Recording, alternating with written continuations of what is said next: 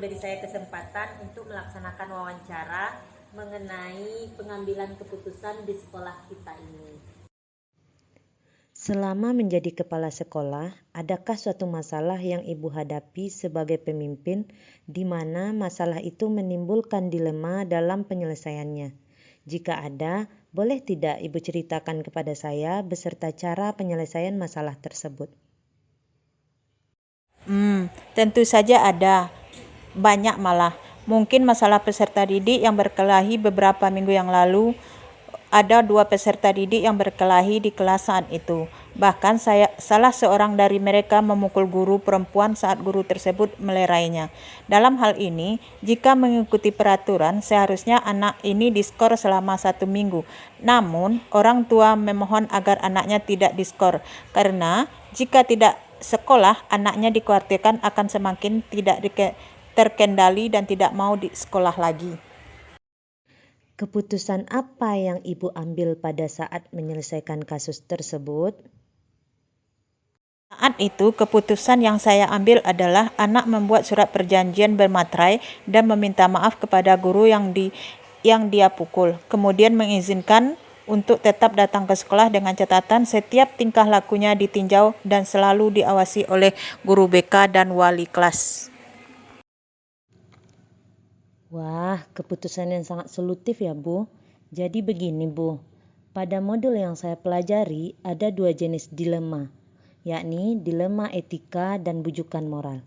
Dilema etika merupakan kebenaran lawan kebenaran, dan bujukan moral merupakan kebenaran lawan kesalahan. Pada dilema etika ini, kedua pilihan solusi sama-sama dapat dilakukan, namun tetap harus dipilih salah satu dengan mempertimbangkan hal-hal lain yang lebih penting. Sedangkan pada bujukan moral, sudah tentu salah satu pilihan solusinya adalah sebuah kesalahan, bisa saja bertentangan dengan hukum atau bertentangan dengan kode etik.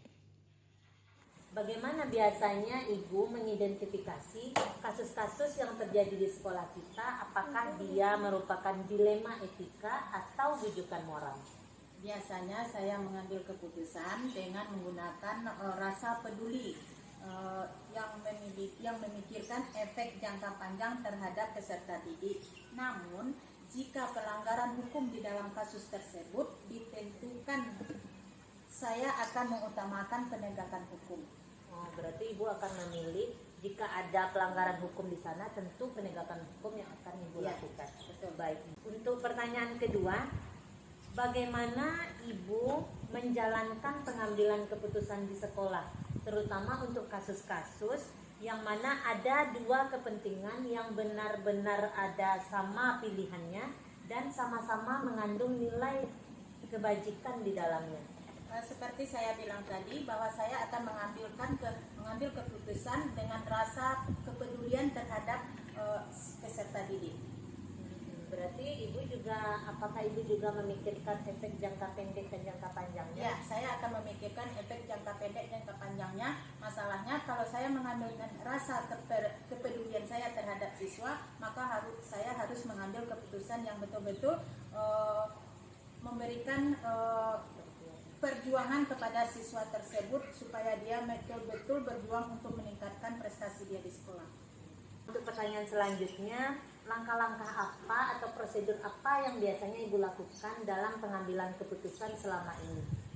Biasanya saya akan bermusyawarah dengan wakil kesiswaan, dengan guru, wali kelas, dengan BK. Berarti Ibu mengutamakan musyawarah ya, Bu? Iya, Bu. Hal-hal apa saja yang selama ini Ibu anggap efektif dalam pengambilan keputusan, terutama itu menyangkut kasus dilema etika tadi, Bu? Hal yang saya ambil di dalam mengambil keputusan itu adalah musyawarah dengan semua guru atau pihak-pihak yang berkepentingan untuk memproses anak. Berarti di sini Ibu menganggap bahwa lebih efektif yang ada musyawarahnya ya, Bu? Betul. Berarti keputusan-keputusan yang ada di sekolah itu adalah berdasarkan hasil musyawarah. Iya, betul. Hal-hal apa saja yang selama ini merupakan tantangan dalam pengambilan keputusan pada kasus-kasus dilema etika yang Ibu selesaikan? biasanya setiap kali mengambil keputusan tentu saja pihak yang merasa dirugikan dan tidak berpihak kepada keputusan tersebut. Iya, berarti tidak selalu ada yang mendukung ya Bu. Iya. Tentu inilah yang menjadi dilema bagi Ibu. Namun tantangan ini tentu akan tetap harus dihadapi ya Bu. Iya, betul. Baiklah, kalau begitu apakah untuk menyelesaikan kasus-kasus tersebut, apakah Ibu punya jadwal tersendiri atau Ibu menyelesaikan kasus itu pada saat itu juga? Bagaimana biasanya Bu? Kalau di sekolah kami mengambil keputusan di saat ada masalah langsung diproses anak dan diambil keputusan saat itu juga. Oh, berarti tidak ada menunda-nunda ya? Tidak ada. Baik Bu, pertanyaan selanjutnya, adakah seseorang atau faktor-faktor yang selama ini mempermudah atau membantu Ibu dalam pengambilan keputusan terhadap kasus-kasus dalam dilema etika di sekolah Ibu? Oh, tentu saja ada.